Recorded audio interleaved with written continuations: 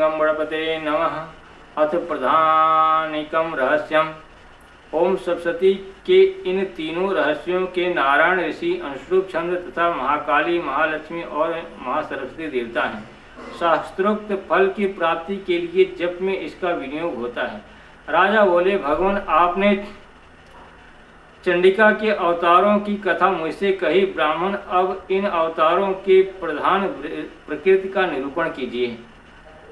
द्विश्रेष्ठ, मैं आपके चरणों में पड़ा हूँ। मुझे देवी के जिस स्वरूप की और जिस विधि से आराधना करनी है वह सब यथार्थ रूप से बतलाइए। इसी कहते हैं, राजन, यह रहस्य परम गोपनीय है, इसे किसी से कहने योग्य नहीं बतलाया गया है, किंतु तुम मेरे भक्त हो, इसलिए तुमसे न कहने योग्य मेरे पास कुछ भी नहीं है। त्रिगुणमयी परमेश्वरी महालक्ष्मी ही सबकी आदि कारण है। वे ही दृश्य और अदृश्य रूप से संपूर्ण विश्व को व्याप्त करके स्थित हैं। राजन, वे अपनी चार भुजाओं में मातुलुंग, बिजौरे का फल, गदा, खेट, ढाल एवं पान पात्र और मस्तक पर नाग, लिंग तथा योनि इन वस्तुओं को धारण करती हैं। तपाए हुए स्वर्ण के समान उनकी कांति है। तपाए हुए स्वर्ण के ही उनके भूषण हैं। उन्होंने अपने तेज से इस शून्य जगत को परिपूर्ण किया है। परमेश्वरी महालक्ष्मी ने इस संपूर्ण जगत को शून्य देखकर केवल तमोगुण उपाधि के द्वारा एक अन्य उत्कृष्ट रूप धारण किया।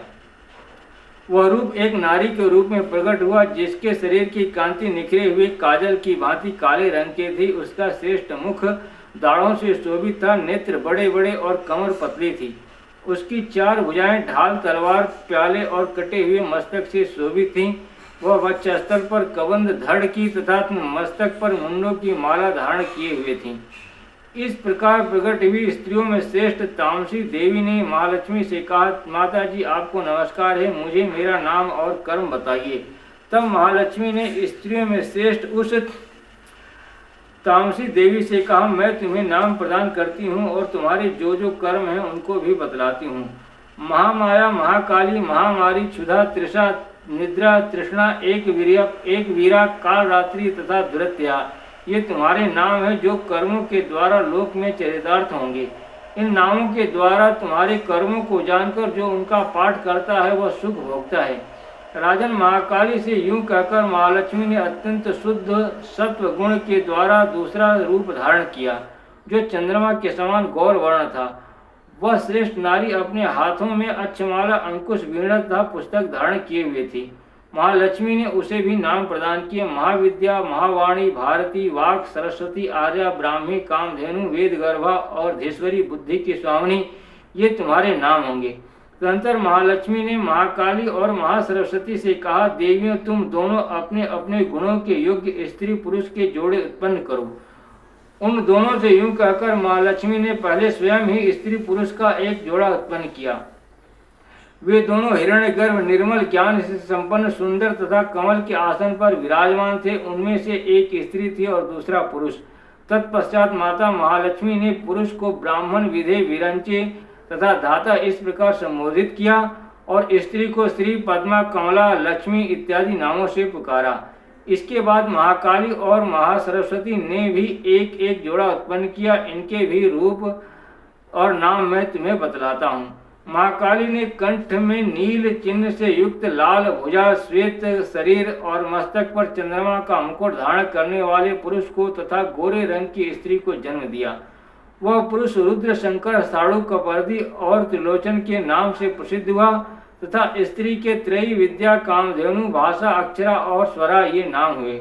राजन, महासरस्वती ने गोरे रंग की स्त्री और श्याम रंग के पुरुष को प्रकट किया। उन दोनों के नाम भी मैं तुम्हें बतलाता हूँ। उनमें पुरुष के नाम विष्णु, कृष्ण, ऋषिकेश, वासुदेव और जनार्दन हुए तथा स्त्री उमा, गौरी, सती, चंडी, सुंदरी, शिवगा और शिवा इन नामों से प्रसिद्ध हुई। इस प्रकार तीनों युवतियां ही तत्काल पुरुष रूप को प्राप्त हुई। इस बात को ज्ञान नेत्र वाले लोग ही समझ सकते हैं, दूसरे अज्ञानी जन इस रहस्य को नहीं जान सकते। राजन, महालक्ष्मी ने त्रयी विद्या रूपा सरस्वती को ब्रह्मा के लिए पत्नी रूप में समर्पित किया, रुद्र को वरदायिनी गौरी तथा भगवान वासुदेव को लक्ष्मी दे दी। इस प्रकार सरस्वती के साथ संयुक्त होकर ब्रह्मा जी ने ब्रह्मांड को उत्पन्न किया और परम पराक्रमी भगवान रुद्र ने गौरी के साथ मिलकर उसका भेदन किया।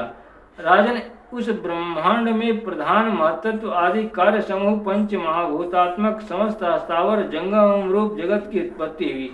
फिर लक्ष्मी के साथ भगवान विष्णु ने उस जगत का पालन पोषण किया और प्रलय काल में गौरी के साथ महेश्वर ने उस संपूर्ण जगत का संहार किया। महाराज महालक्ष्मी ही सर्व सत्वमयी हैं तथा सब सत्वों की अधीश्वरी हैं। वे ही निराकार और साकार रूप में रहकर नाना प्रकार के नाम धारण करती हैं। सगुणवाचक सत्य ज्ञान चित्त महामाया आदि नामांतरों से इन महालक्ष्मी का निरूपण करना चाहिए। केवल एक नाम महालक्ष्मी मात्र से अथवा अन्य प्रत्यक्ष आदि प्रमाण से उनका वर्णन नहीं हो सकता।